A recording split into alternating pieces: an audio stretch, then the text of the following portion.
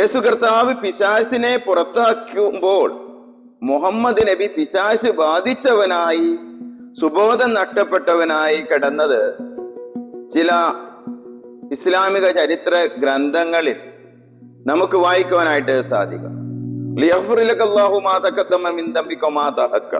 മുഹമ്മദ് തന്നെ മുൻ പാപവും പിന്നീട് പാപം ചെയ്തതായിട്ട് നമ്മൾ കാണുന്നുണ്ട്.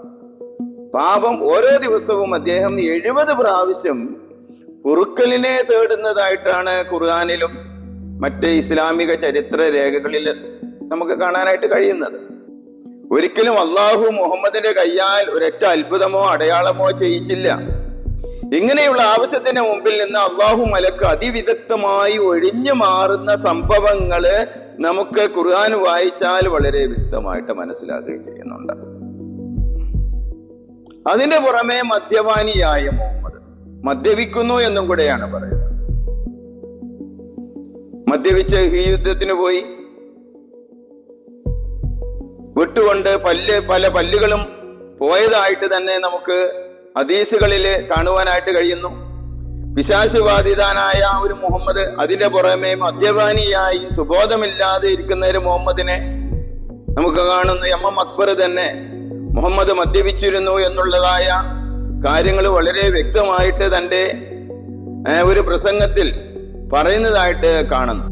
സൂറ 9:39 നമ്മൾ ഇങ്ങനെ വായിക്കുന്നു: നിങ്ങൾ യുദ്ധത്തിന് ഇറങ്ങി പുറപ്പെടുന്നില്ലെങ്കിൽ അള്ളാഹു നിങ്ങൾക്ക് വേദനയേറിയ ശിക്ഷ നൽകുകയും നിങ്ങളല്ലാത്ത വല്ല ജനതയെയും അവന് പകരം കൊണ്ടുവരികയും ചെയ്യും. അള്ളാഹു മനുഷ്യനെ യുദ്ധം ചെയ്യുവാനായിട്ട് നിർബന്ധിക്കും. ഇല്ലെങ്കിൽ അവൻ ആ വ്യക്തിക്ക് കടുത്ത ശിക്ഷ നൽകുമെന്ന് പറഞ്ഞ് ഭയപ്പെടുത്തി യുദ്ധം ചെയ്യുവാൻ നിർബന്ധിക്കുന്നതായിട്ട് നമുക്ക് ഖുർആനിൽ വളരെ വ്യക്തമായിട്ട് കാണുവാനായിട്ട് സാധിക്കുന്നുണ്ട്.